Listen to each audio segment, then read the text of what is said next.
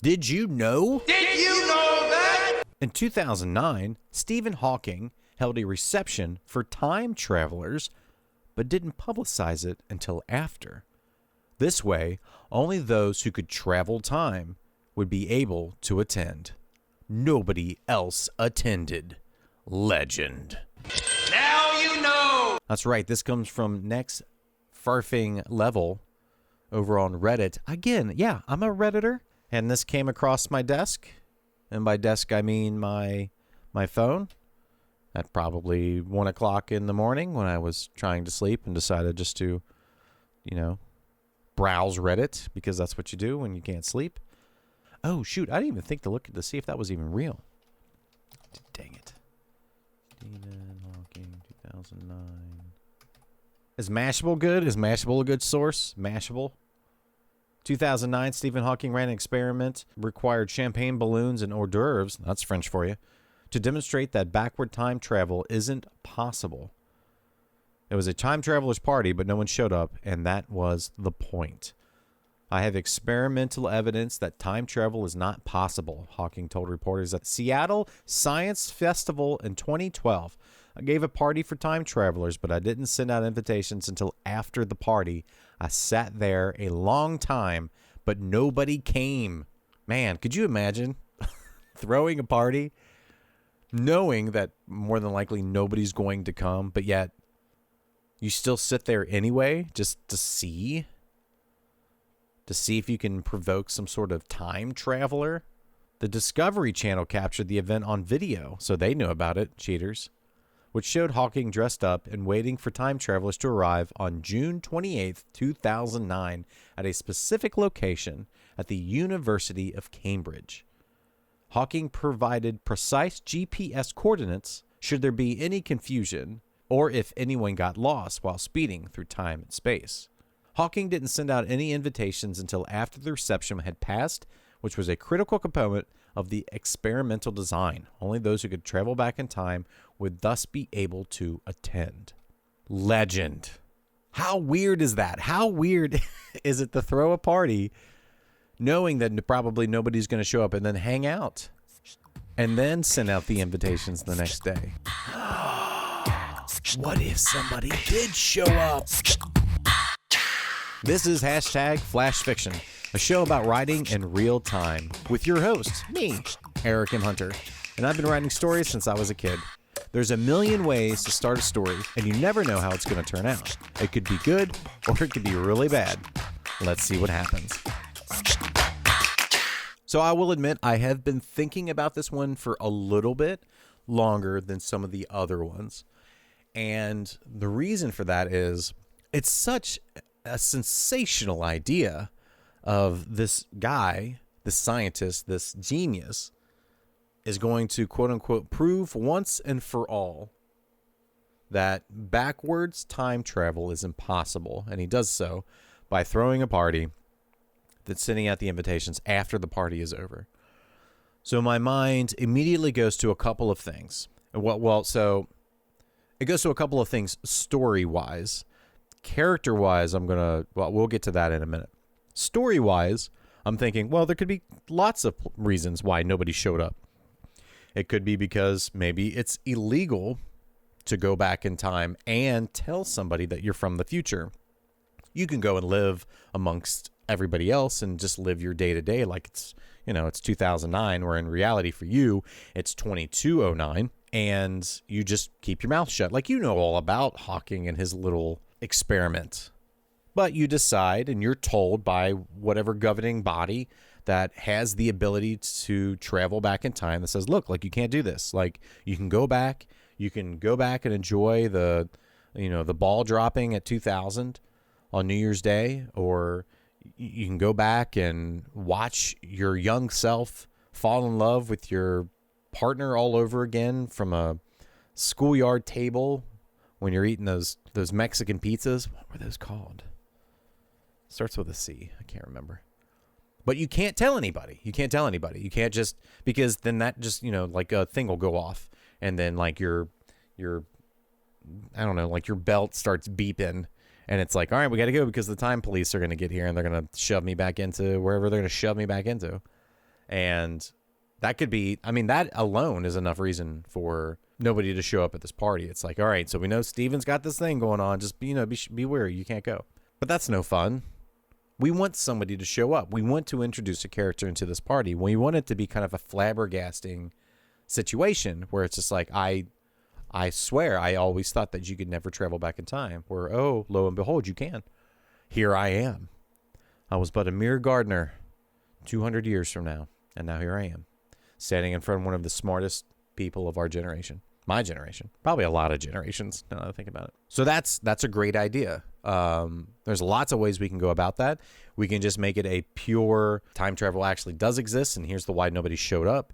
And that's kind of a fun thing. You get to experiment with what are the do's and don'ts of time travel, how the technology even exists, how does it work, and we can make that fantastical if we want to. We can make it, because obviously Stephen Hawkins, being the person who he was, wants to know how well this works, because his whole thesis was that it was impossible, but now this person's standing in front of him that can tell him events from the future, although I don't know if he would believe them, because that's it could just be a crazy person who happened to come across this University of Cambridge and then was like, oh, there's balloons and champagne everywhere. Like, this must be a cool spot. Oh, this guy thinks I'm from the future. I could play crazy for a minute to get free drinks and free food. Me personally, I have done worse to get free drinks and free food. Just throw that out there. I could, act like I'm from the future. Probably wouldn't do it very well, but I could do it. I have the ability. I'm an actor.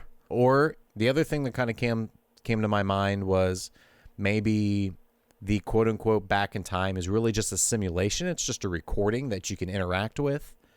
And anytime you try to bring up the idea of like, no, I'm from the future, like the person is just like immediately like, no, that doesn't make any sense. Does not compute, and then that could be like a bigger story towards the end of like, ooh, well, maybe when he comes out of it and he's back into his quote-unquote present, and the guy who's like putting on the virtual simulation or whatever we're going to call it. I mean, like, why do you always ask them if that, like, why do you always try to convince them that, we're time travelers and that, you're actually going back in time?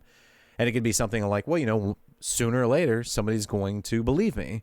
And then that will be a spectacular event. Like, that would be the machine. That's the Matrix, like, changing. That's Neo being born. That's dividing by zero and then not getting a no function error after it. You know what I mean? Like, that's the core of the experiment. Maybe you're just going around to billions of people and just be like, hey, I'm from the future, and then you're just trying to find that one person who like actually believes you and just also isn't a crazy person. So there's a lot of ways we can go about this. There's a lot to work here. I think just the idea of throwing a party and not expecting anybody to be there is just it's just a hilarious event.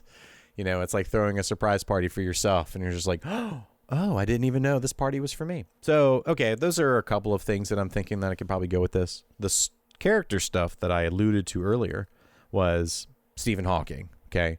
Stephen Hawking is, I mean, again, like just one of the brightest stars in our lifetime. He also had the very unfortunate life of being, bound to a chair and having to speak through a computer. But, he was a smart ass. He didn't really care about it.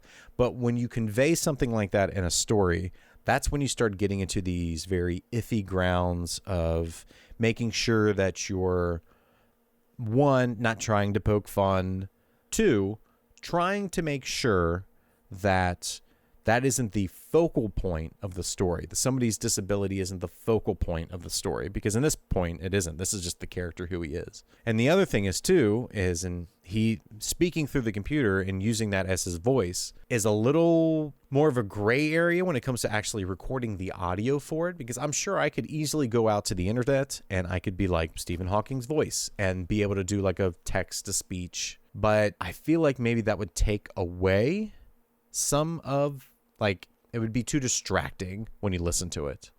And especially with this being a flash fiction piece where we're less than 1,000 words, like the audio of this story is probably not going to be more than 10 minutes, if that.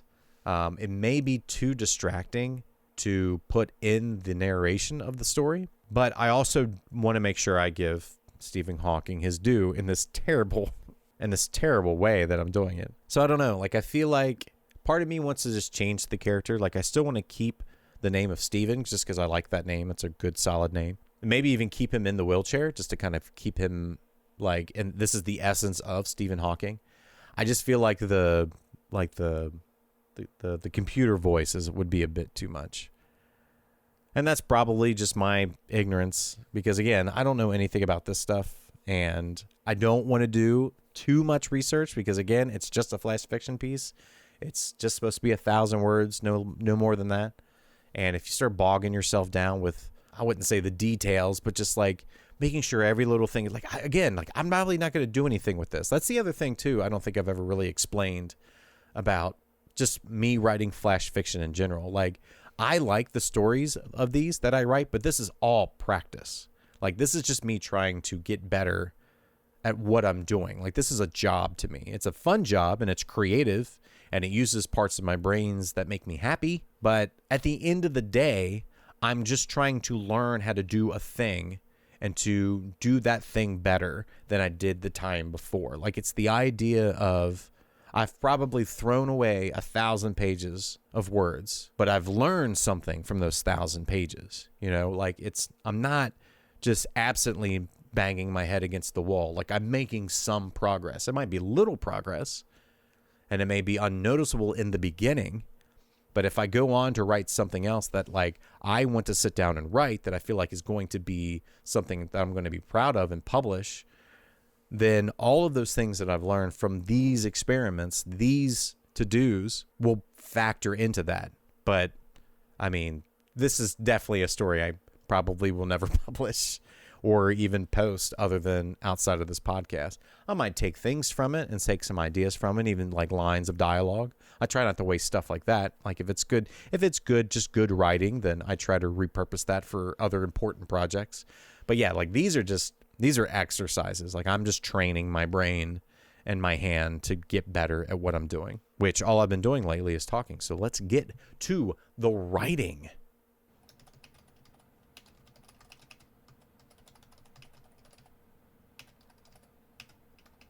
So we already got Steven's name. I'm just going to keep it with Steven. I think that's a good solid name. I'm going to keep it with Steven. We need a protagonist name. And again, we're going to head on over to the generatorland.com. And I kind of want like a future name. Let's see what we've got. Future blockbusters, future weapons namer. Ooh, that sounds good. Let me just look at that for fun. Futuristic, unisex, science fiction name generator. That's a lot. A death generator? See, now I'm just going down the rabbit hole. All right, let's see what we can name our... Provide me with my sci-fi name. Trix. Allentak? Allentak? A-L-N-I-T-A-K?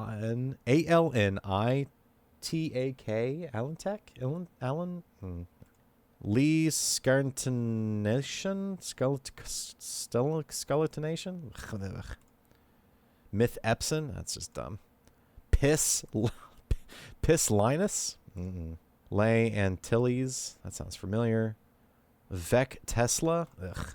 Rune Dunabola. I like Rune. Rune sounds cool.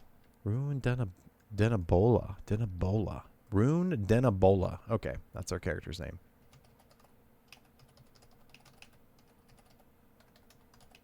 Rune. I like Rune.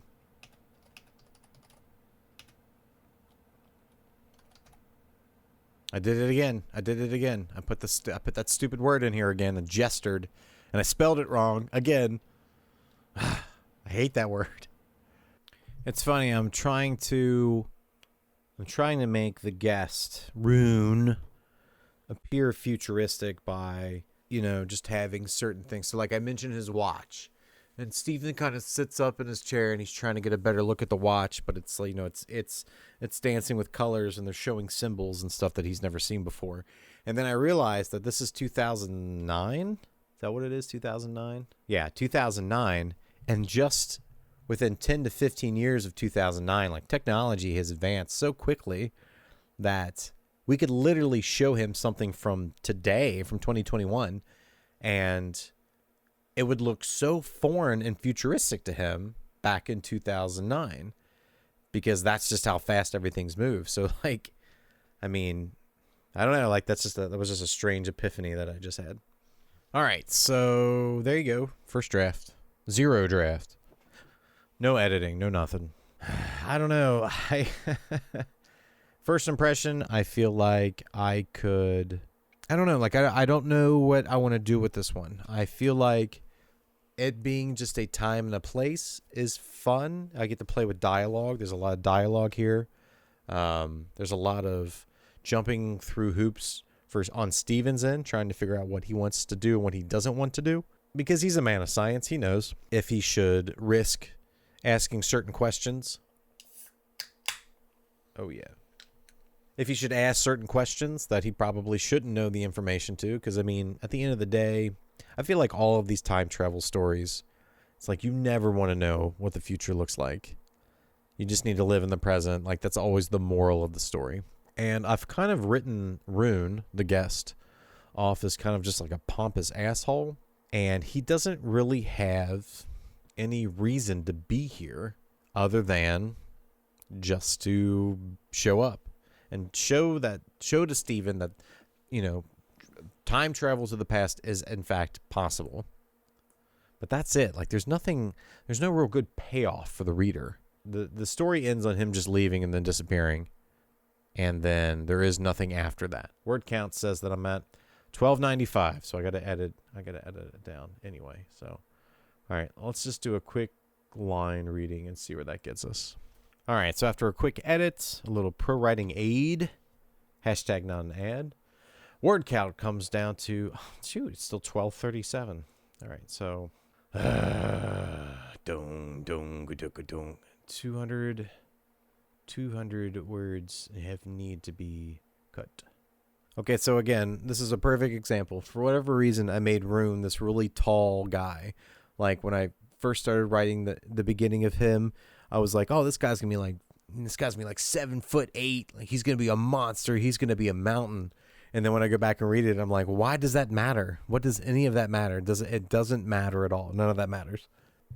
All right, so there you go. It's down to a whopping 994 words. So what did I cut? I cut a lot of what I could only describe as stage direction. I'm a big movie fan, and I like to read screenplays quite a bit. So I find myself adding a lot of stage direction. The character turns to speak. The character gestures to stop somebody from talking. The character shrugs. I do a lot of that stuff, which obviously in these settings is bad because, again, I only have so many words. But in the long run, I don't know. That's actually something I've never even thought of until now. I'm sure a lot of my work has a lot of stage direction, and I feel like it's one of those dreaded, the dreaded writing thing of show, don't tell, which is like, oh, he's exasperated, so he needs to exhale deeply, or he's confused, so he shrugs. And that stuff is important, obviously. You just don't want to say that somebody was exasperated. You want to show a side effect of being exasperated. But the other thing is like sometimes that can muddy the water. If you have two characters walking away from each other, like I do in this one, and one of the characters tells the one character to stop and then asks another question, do I have to say that the person getting the question needs to turn around to answer? Can they just talk over their shoulder? Does it matter? Like, to a reader, does it really matter? I mean, they're creating the image in their head anyway. Do I have to force them to see the mannerisms that are kind of, I mean, a character shrugs. People shrug, like that's not a character trait. That's just something that people do. I don't know. That's kind of so again, yeah, I'm learning new things. That just is kind of a revelation to me. And something that I need to go back and double check. I need to start transforming my writing into a way that makes sense, but is yet also unique to me. And by working on these little things here and there, I feel like that's when you really kind of find yourself in your writing. You find that voice. You find that way of telling a story, or you find that way of characterizing characters that when you write multiple books, your readers will come back to me like, yes, this is why I come back and read this author. This is why I come back and read them. It's because they do these things that I really enjoy very well. And that's what I'm still kind of looking for as a writer. Okay, so I feel like the title of this thing seems pretty obvious, The Time Traveler's Party. It's kind of boring and dumb, but it also kind of gives the reader an idea of what the story might be about. So here is The Time Traveler's Party.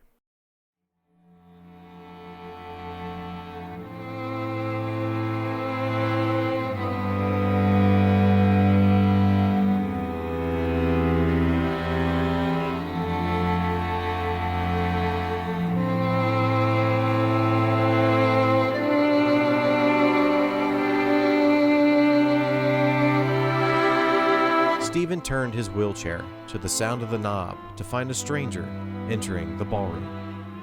He was wearing a perfectly tailored suit, seemed to cling to every inch as he glided across the floor. Stephen's face lit up. "I can't believe it! You're here! You're really here!" he exclaimed. The man stopped, pointed to one of the tables, littered with alcohol and finger foods. Stephen's smile widened as he nodded his head. "Of course, have as much as you want," he said, gripping the control of his chair to bring him closer to his guest. The man walked over in a few strides and took his time looking over the hors d'oeuvres before selecting a perfectly cooked pig in a blanket. He brought it to his eye for closer inspection, to his nose for a scent, and finally to his mouth to savor the taste of cornbread and fried pork. "Please tell me," Stephen begged. "Where do you come from?" "Oh, well, the future, no doubt. But how? All of my research deems it impossible to travel back in time. How are you standing in front of me now?" The guest swallowed the last bite. He picked up a crisp white napkin and gently pressed it to his lips. "Wasn't that the whole point of the charade? To send your invitations out after the party to see if anyone would show up? Well, here I am," he said, in a grand voice that echoed through the empty hall. "Yes, I see that, but how? By what means brought you here?" Stephen stopped from moving any closer. Who's knowing what killer new viruses may fly through the skies of a future Earth? "Same things that brought you this," the guest said, grabbing another pig in the blanket. "Some science, technology, and a little bit of luck." He popped the fried food into his mouth, swallowing it in one gulp. "That's amazing. I must know everything. What is the world like? Is it a utopia? Have we traveled to distant solar systems, set up colonies? Have we cured every major disease?" The guest held his hand up towards Stephen. "I'm sorry," Stephen confessed. "I have so many questions, but I never thought to ask you your name." The guest took another pig and popped it in his mouth. "Rune," he said with a mouthful. "What an interesting name. Does it mean something for where you come from?" he asked. Rune shook his head. "Not really. Just one of those things, you know? Like, people like the name Jake, so they named their kids Jake. Others like the name Mary, so they named them Mary. Me, they called me Rune." Rune walked down the table, coming to a chilled bucket of champagne. Gripping the cork with his teeth, he pulled it clean and spit the cork to the floor. Stephen's face turned to disgust, but only for a moment. "Well, Rune, what can you tell me?" Stephen asked. "Lots. Or nothing." He looked down at the watch on his wrist. Stephen strained to see it, trying to lift himself up out of his chair for a better view.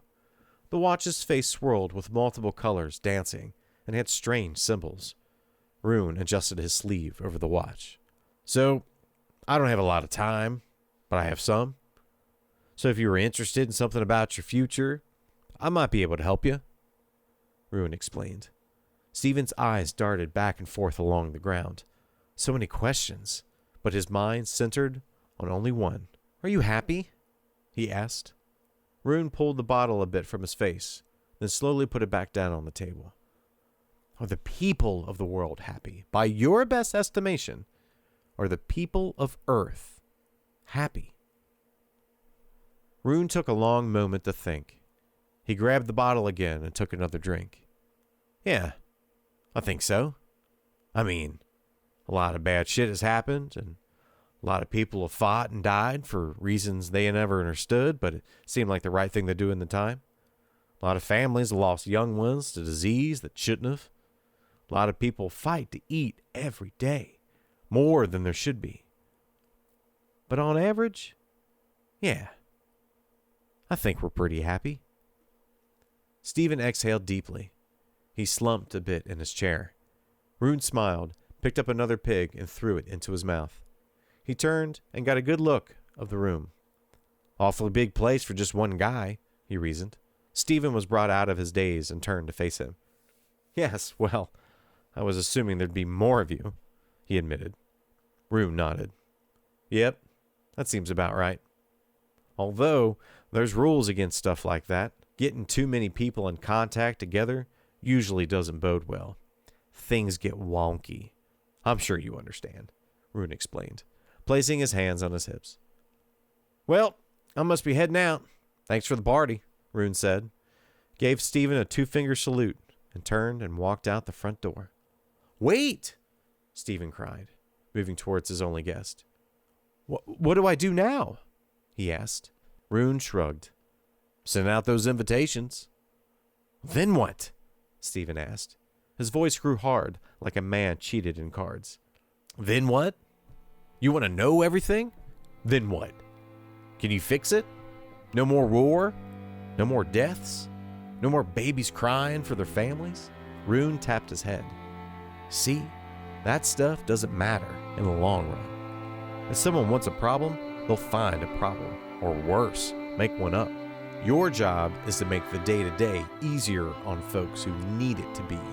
That's what you do now, he said, then turned. When the door slammed behind him, Stephen felt the need to rush over and call him back. But his mind moved to more important tasks.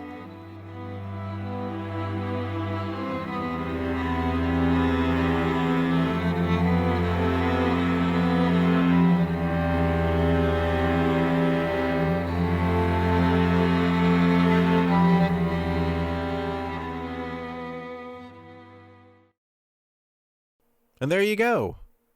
Stephen Hawking putting on a crazy party in 2009, and we got this mediocre to bad story that I just wrote. So there you go. Time Traveler's Party. But what did you think? I want to know what you think. You can hit me up on Twitter at FlashFiction4. Oh, I'm sorry. Are you also a writer? Do you also enjoy flash fiction? Would you love for somebody with a sultry voice as mine to read your stories here on the podcast with full copyright and whatever you need to know? It's all yours. We're just reading stories on the podcast. Is that you? Well, by God, why don't you hit me up? You can email your story to me, hello@ericmhunter.net, or you can tag me on Twitter at FlashFiction4 to the link of the story of wherever it may be, because we want to read your stories. We need more stories. But until next time.